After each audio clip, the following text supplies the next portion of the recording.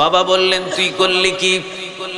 তাড়াতাড়ি কালেমাটা ভুলে যা। সাআদ সালামি বললেন বাবা যতদিন আমার এই দেখে মাথা আছে ততদিন থাকবে আমার মুখে লা ইলাহা ইল্লাল্লাহু মুহাম্মাদুর রাসূলুল্লাহ সাল্লাল্লাহু لا شبه له ولا شبيح له لا ولد له ولا والد له وهو الواحد الفرد الصمد لم يلد ولم يولد ولم يكن له كفوا أحد ونشهد أن سيدنا ونبينا وحبيبنا وبشيرنا ونذيرنا وطبيبنا وطبيب أرواحنا وحبيبنا وحبيب ربنا محمدا عبد الله ورسوله أرسله بالحق بشيرا ونذيرا وداعيا إلى الله بإذنه وسراجا منيرا أما بعد فقد قال الله تعالى في كلامه المجيد وفي فرقانه الحميد أعوذ بالله من الشيطان الرجيم بسم الله الرحمن الرحيم إن الله وملائكته يصلون على النبي يا أيها الذين آمنوا صلوا عليه وسلموا تسليما اللهم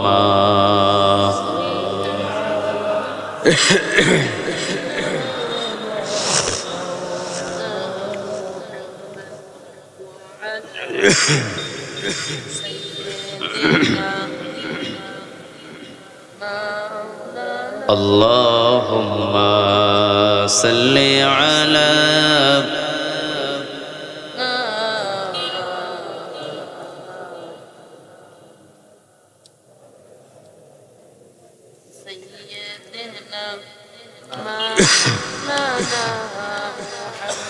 কত ব্যথা কত ভাবে শুয়েছ যে তুমি তোমারি খুনে লাল তায়েফের ভূমি ফেরেশতা এসে যায় ধ্বংসের হুকুম লৌহ মাখা মোহাম্মদ প্রাণীতে হযরত ও আল্লাহ ক্ষমা করো হেতায়ে বাসি ওরা বুঝেনি যে আমি যে মুহাম্মদ হৃদয়ে মুহাম্মদ আল্লাহুম্মা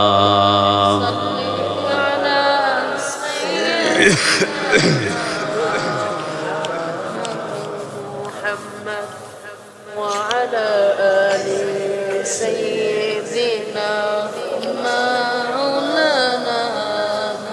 হাজারো ব্যথা বেদনার পরে ফিরে আসনি তুমি আপন ঘরে, দিনের আলো তুমি ছড়িয়ে দিতে চলে গেলে মদিনায় মক্কা ছেড়ে হে রাসূল। তোমাকে ভুলি আমি কেমন করে হে রাসূল, তোমাকে ভুলি আমি কেমন করে। খে না খে দিন প্রচারের কাজে নিজেকে দিয়েছ বিলিয়ে, তায়েফের কাফিরেরা চিনল না সে আলো, দুষ্ট কাফেরদের পিছু দিল লিলিয়ে।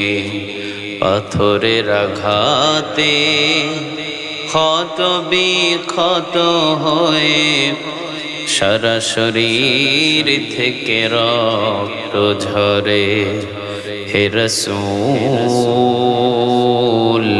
তোমাকে ভুলি আমি কেমন করে হে রাসূল, তোমাকে ভুলি আমি কেমন করে। আল্লাহুম্মা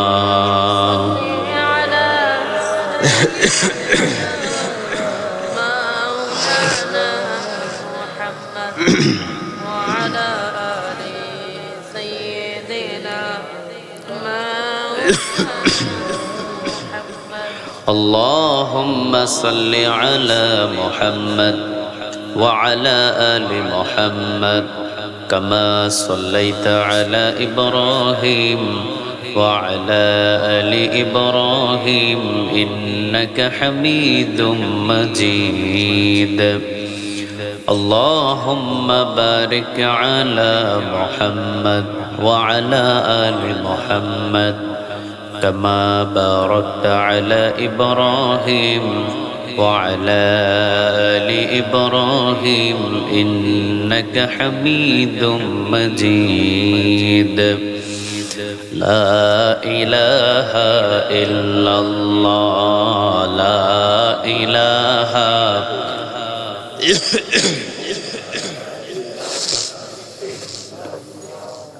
لا إله إلا الله لا إله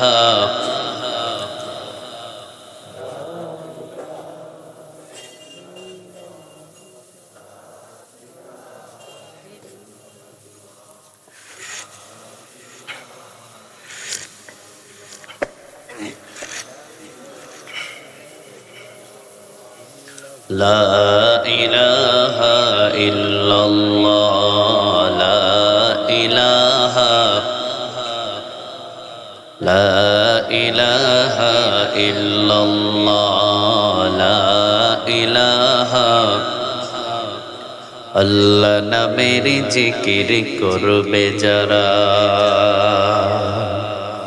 আল্লাহর প্রিয় বান্দা তারা, আল্লাহর প্রিয় বান্দা যারা, জান্নাতে প্রবেশ করবে তারা। জোরে লা ইলাহা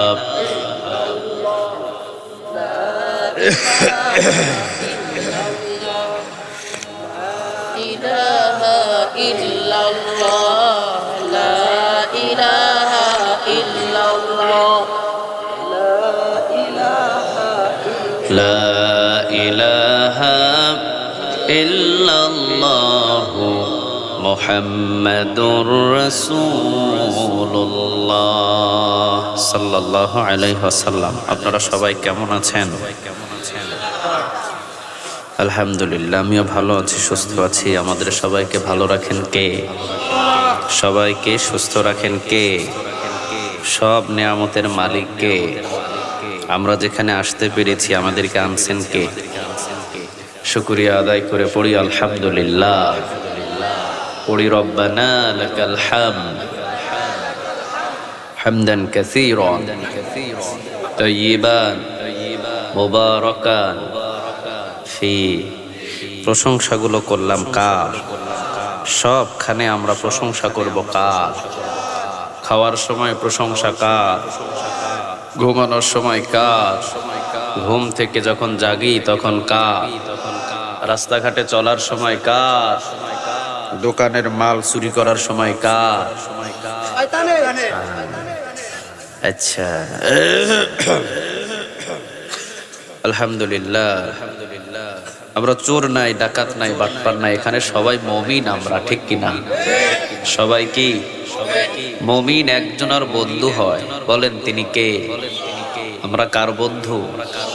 আল্লাহু ওয়ালিয়ুল্লাযীনা আমানু ইখরিজুহুম মিনায-যুলুমাতি ইলান নূর। আল্লাহ তাদেরকে বন্ধু বানিয়ে নেন যারা মুমিন, যারা মুত্তাকি। আল্লাহ আমাদের সবাইকে বন্ধু বানাও, আমরা বলি আমিন। বড় মানিকা পঞ্চমালী মাতব্বর বাড়ি ফুরকানিয়া মাদ্রাসা যুব সমাজ ও এলাকাবাসীর যৌথ উদ্যোগে 3 দিন ব্যাপী 14তম আল্লাহ এই মাহফিলকে তুমি কিয়ামত পর্যন্ত জারি রেখে দিও। এই 14 বছর পর্যন্ত যারা এই কোরআনের ময়দানে আঞ্জাম দিয়েছেন, অনেকে বিদায় হয়ে গেছেন, প্রত্যেকের কবরগুলো জান্নাতের বাগান বানিয়ে দাও। এই অত্র অঞ্চলে যত কবরস্থান আছে সব কবরগুলো জান্নাতের টুকরা বানিয়ে দাও, আমরা বলি আমিন। হয়তো এই মাহফিলটা আজকে আমাদের জীবনের শেষ মাহফিলও হয়ে যেতে পারে, ঠিক কিনা? কে এমন আছেন যে আগামী বছর আবার এই মাহফিলে আসতে পারবেন? আছেন কেউ? কেউ আছে এরকম? হয়তো এই মাহফিলটাই আমাদের জীবনের শেষ মাহফিল হয়ে যেতে পারে, ঠিক কিনা? এই জন্য আমরা দূরে কোথাও না থেকে একটু কোরআনের ময়দানে আসি, বসি। জীবনটা সফল করে দিবেন কে? আল্লাহ বলেন, তুই আমার দিকে অর্ধ হাত আগাবি, আমি 1 হাত তোর দিকে আগায়া যায়। আমরা বাড়ি থেকে এসেছি মসজিদে, আমরা বাড়ি থেকে এসেছি কোরআনের মাহফিলে, আমরা বাড়ি থেকে যাই হজ করার জন্য। যতগুলো মাপ রাস্তা দেন তার ডাবল রাস্তার রহমত আল্লাহ আমাদের দিকে পাঠিয়ে দেন। আল্লাহ বলে, তুই 1 হাত আগাবি, আমি আগাবো 2 হাত। সুবহানাল্লাহ বলবেন না? তে যারাই বসে আছেন বাড়িতে, যারা বসে আছেন দোকানে, পাটে, সব জায়গাগুলো হলো একেবারে নরমালি জায়গা। আর এই যে কোরআনের ময়দান, এটা জান্নাতের বাগান হিসাবে কবুল করেছেন কে? আরো জোরে চিৎকার দিয়ে বলেন কে? এই জন্য আমরা যারা বাহিরে বসে আছি সবাই আসুন, কোরআনের ময়দানে বসুন, জীবনটা সফল হয়ে যাবে, ঠিক কিনা? কার কথায় যে হেদায়েত লুকায়িত আছে কেউ বলতে পারবে? কথা কন না কেন? আমার আগে যিনি আলোচনা করেছেন ওনার কথায় অনেক হেদায়েত হয়ে যেতে পারে, ঠিক কিনা? আবার আমি একটু সুযোগ পেলাম, আমাকে কথা বলার চান্স দেওয়া হলো, আমিও কথা বলছি। আমার কথা এমন কোন বান্দা এমন আমল শুরু করবে যার পিছনের সব গুনাহ মাফ হয়ে যেতে পারে, ঠিক কিনা? এই জন্য দূরে নয়, কোরআনের কাছাকাছি থাকেন, সম্মান বাড়াবে কে? আরো জোরে বলে। কোরআনটাই হলো একটা সম্মানিত কিতাব। ইন্নাহু লাকুরআনুন কারীম, এটা সম্মানিত কিতাব। এই সম্মানিত কিতাবটা কার? আল্লাহ বলছেন, আমি যেমন সম্মানিত আমার কিতাবটাও তেমন সম্মানিত। সুবহানাল্লাহ বলেন। কিতাবটা লিখছেন কে? লেখক কে? নাজিলকৃত কে? কোনো ভুল আছে? সন্দেহ নেই। This is the book, so there is no doubt. কোনো সন্দেহ নাই, কোনো অবকাশ নাই। এই কিতাবের ভিতরে শুরু থেকে শেষ পর্যন্ত সম্পূর্ণ সহি আর সহি। সুবহানাল্লাহ বলেন। ইন্নাহু লাকুরআনুন কারীম, কোরআনটা সম্মানিত কিতাব। যেই কোরআনের সাথে লেগে থাকবে তাকেও সম্মান করে দিবেন কে? হযরত বেলাল রাদিয়াল্লাহু তাআলা আনহু যখন এই কোরআনটা ধরলেন, সম্মান বাড়ালেন কে? সুবহানাল্লাহ বলবেন না? হযরত সাআদ সালামি রাদিয়াল্লাহু তাআলা আনহু তিনি কোরআনটাকে আঁকড়ে ধরলেন। কালো একজন সাহাবী ছিলেন, নাম কি ছিল? হযরত সাআদ সালামি, একেবারে কালো, একেবারে কালো। অথচ এই কোরআনটা ধরার কারণে আল্লাহ তার সম্মান বাড়িয়ে দিলেন। আলহামদুলিল্লাহ বলে। এরপর আব্দুল্লাহ জুলবাদাজাইন ঈমান আনার আগে যার নাম ছিল আব্দুল উজ্জাহ, ঈমান আনার পরে নাম দিলেন আব্দুল্লাহ। তারও সম্মান এই কোরআনটা ধরার কারণে বাড়াইছিলেন কে? ইন্নাহু লাকুরআনুন কারীম। যারা এই কোরআনটাকে ধরে তাদের সম্মান বাড়ে যায়, আর যারা কোরআন থেকে মুখ ফিরিয়ে নেয় আবু জেহেল, আবু লাহাব, উতবা, সাইবা, মুগিরাদের মতো শেষ করে দেন কে? আমরা কোরআনের সাথে থাকবো, রাজি আছেন তো? আল্লাহ আমাদের সবাইকে কবুল করুন। আরো জোরে বলেন আমিন। অনেকেই আছেন এখানে স্টেজের উপরে বসা, আবার স্টেজের নিচে অনেক গণ্যমান্য ব্যক্তিগুলো বসে আছেন, যাদের ছাত্র হতে পারলে আমি ধন্য মনে করতাম। আলহামদুলিল্লাহ, আমাদের সবাইকে কোরআনের খাদেম হিসেবে কবুল করুক। আমরা সবাই গোলাম, আমরা সবাই কি? আমাদের মালিককে সবাই ডাক দিলেন না? সন্দেহ আছে নাকি আপনাদের? আমাদের মালিককে আবার বলেন, মালিককে।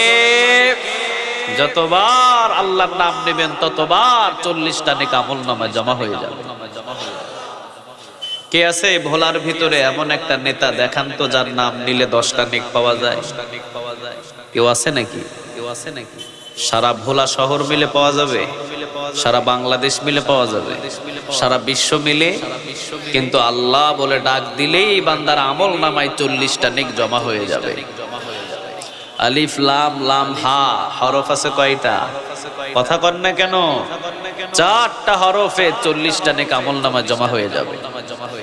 এই যে সুবহানাল্লাহ বললেন, আবার অনেকে বলতে পারেন নাই, লস আপনার আমার না, ঠিক কি না? যারা কোরআনের ময়দানে এসে কথা বলে না, লস আপনার হয়। আর যারা গলা ছেড়ে দিয়ে কথা বলে, প্রতিটা কথায় আমল নামায় নিক লিখে দেন কে? এখানে আপনি সিগারেট ইচ্ছা করলে খাইতে পারবেন না, ইচ্ছা করলে একটা গালি দিতে পারবেন না, কিন্তু ইচ্ছা করলে আপনার আমল নামায় নিক জমা করতে পারবেন, ঠিক কিনা? জায়গাটা কার? আরো জোরে বলেন কার?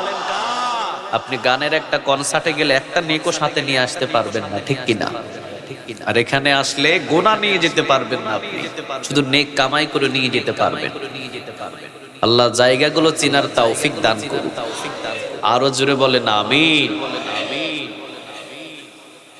মাঝে মাঝে আমরা সুবহান আল্লাহ বলি, কি বলি বলেন?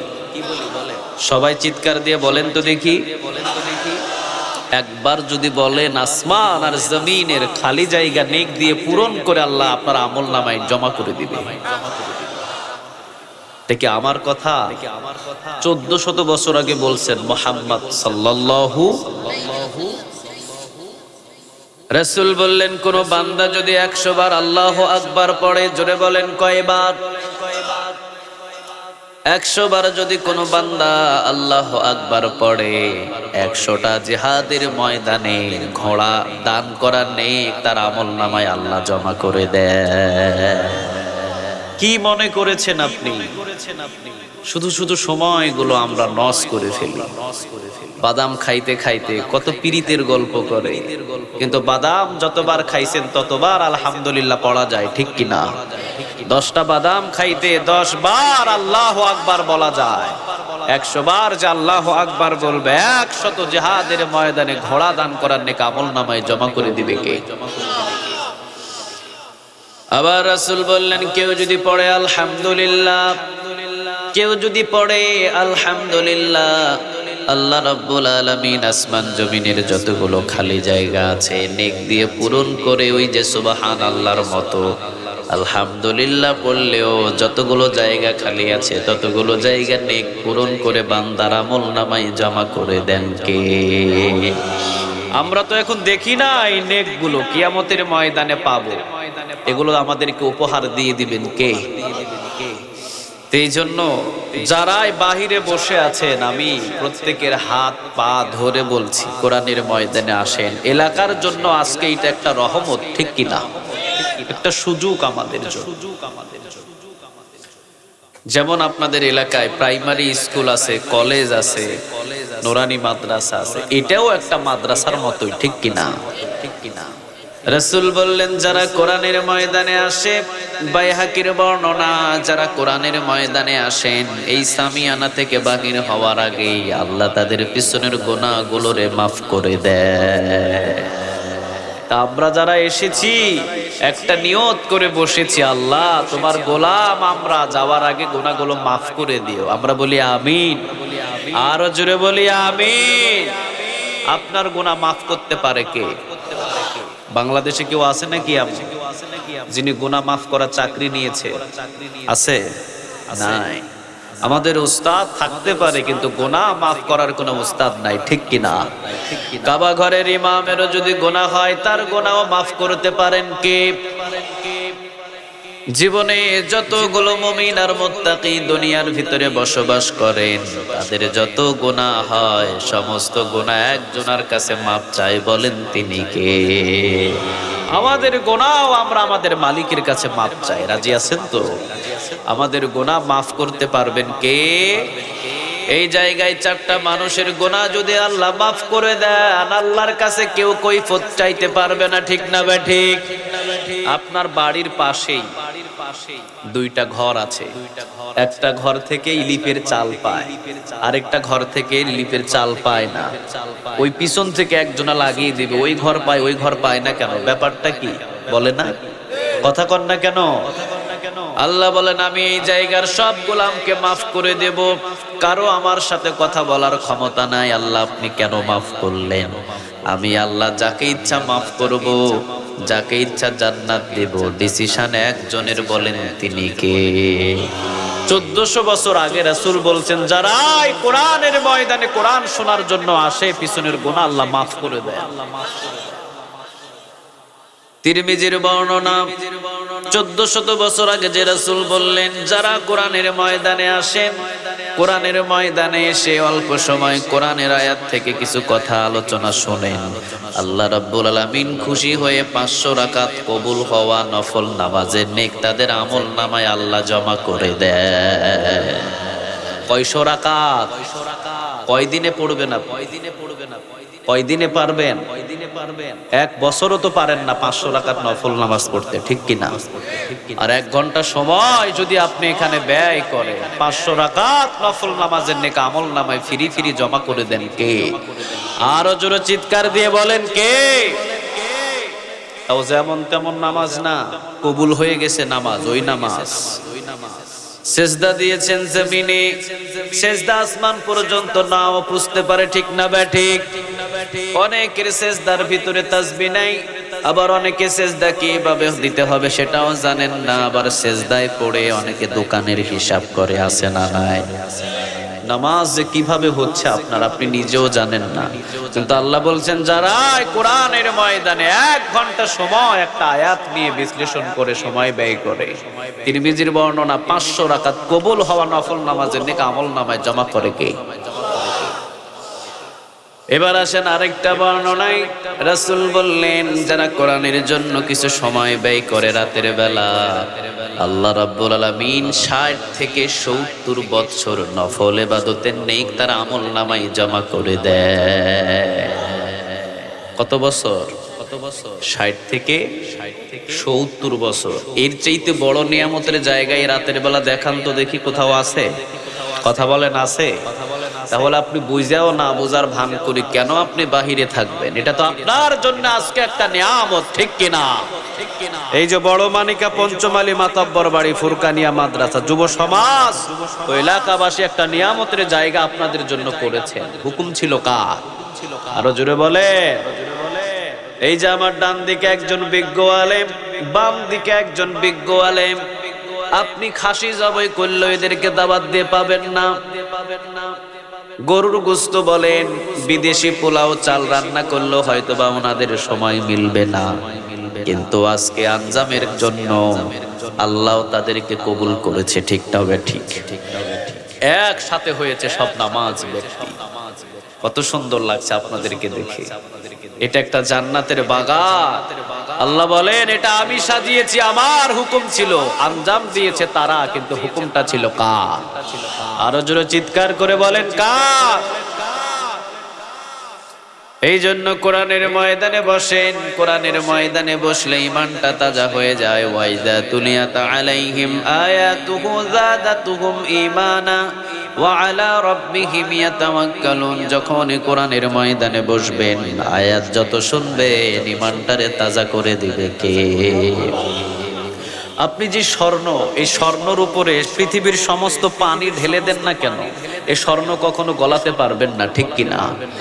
আর ওই স্বর্ণের উপরে একটু সোহাগা ছিটিয়ে দেন, আপনার ওই স্বর্ণ গলে একেবারে পানি হয়ে যাবে। আপনি হাজার গান বাজনায় যান, হাজার দোকানে বসে থাকেন, আপনার ইমান মজবুত হবে না। কোরআনের আয়াত দিয়ে যখন ওখানে আঘাত করবে, ইমান বাড়িয়ে দিবে কে? আরো জোরে বলে ওয়ালা রাব্বিহিম ইয়াতাওয়াক্কালুন। তারা পৃথিবীর আর তখন কারো পরোয়া করে না, একজন আর পরোয়া করে, বলেন তিনি কে? সাআদ সালামি রাদিয়াল্লাহু তাআলা আনহু একবারে রাতের বেলা গুনগুন গুনগুন করে মসজিদে নববীতে তেলাওয়াত করছেন কোরআন। রাসূল আয়েশা রাদিয়াল্লাহু তাআলা আনহাকে বললেন, আয়েশা তুমি জানো নাকি এখন যার তেলাওয়াত ভেসে আসে ওর নাম হলো সাআদ সালামি। সুবহানাল্লাহ বলবেন না?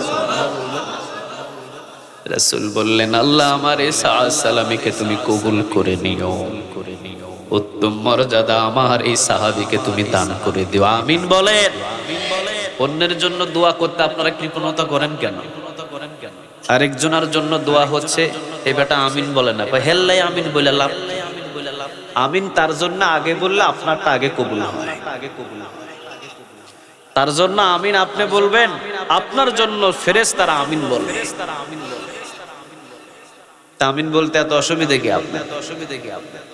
রাসূল দোয়া করলেন, আল্লাহ গভীর রাতেও প্রায় সমস্ত সাহাবীগুলো কিছুক্ষণ ঘুমিয়ে আছে, কিন্তু সাআদ সালামী একজনের কোরআন তেলাওয়াত করছে, পড়েন তিনি কে?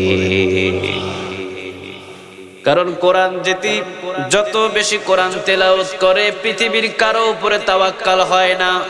কোরআন যত তেলাওয়াত করবেন একজনের উপরেই, তখন আপনার সমস্ত তাওয়াক্কাল চলে যায়। তিনি হলেন আমাদের আল্লাহ, ঠিক না ঠিক? আমরা তাওয়াক্কাল করি কার উপর? আরো জোরে বলেন।